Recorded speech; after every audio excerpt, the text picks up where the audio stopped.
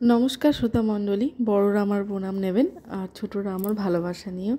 আজকে একটি খুব সুন্দর ভিডিও নিয়ে আপনাদের সকলের সামনে উপস্থিত হয়েছি। আশা করছি যে এই ভিডিওটি আপনাদের সকলেরই খুবই ভালো লাগবে। তো চলুন কথা না বাড়িয়ে ভিডিওটা শুরু করা যাক। ভিডিওটা একটু বড়, তাই অনুরোধ করছি আপনারা স্কিপ করবেন না। স্কিপ করলে কিছুই বুঝতে পারবেন না, পুরোটা শুনবেন। ভক্তদের মধ্যে আমরা অনেকেই আছি যারা দীক্ষার পরে তেমনভাবে গুরুদেবের সান্নিধ্য পাইনি, সুতরাং সেভাবে গুরু সেবার সুযোগও আসেনি। এমন অনেক আছেন যাদের দীক্ষার পরে গুরুদেবের অদর্শনে কেটে গিয়েছে বছরের পর বছর। এক সময় গুরু শরীর ত্যাগ করেছেন, তখন দুঃখের শেষ নেই। গুরু সেবার সুযোগ পাননি ভেবে কেবলই দুঃখ আর দুঃখ।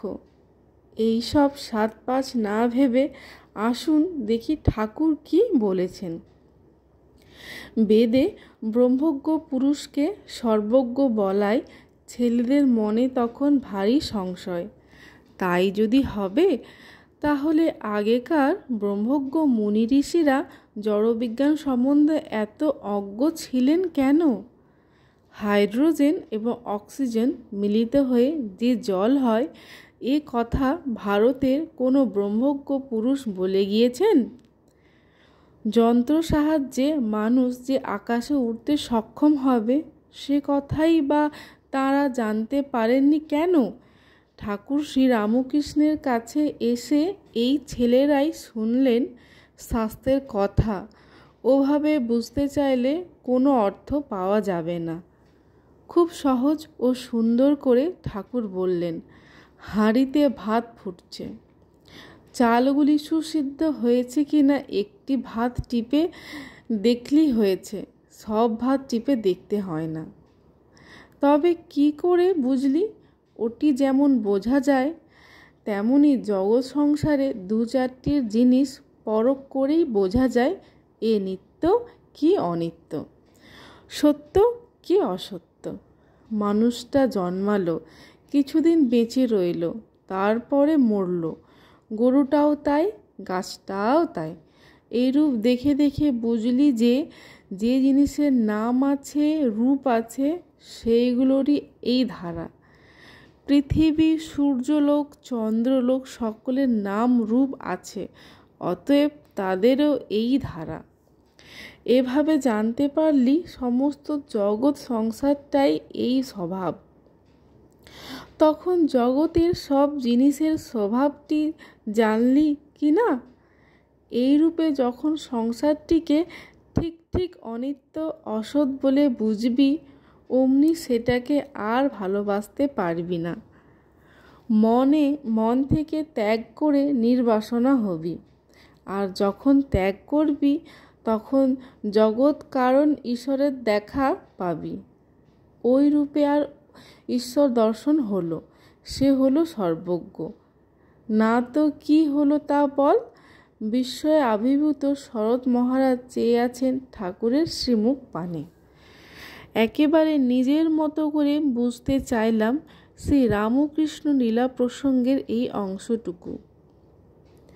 আর একটু পরিষ্কার হয় যখন দেখি শরৎ মহারাজ শাস্ত্রীয় ওই কথার মোটামুটি একটা অর্থ খুঁজে পেয়েছেন।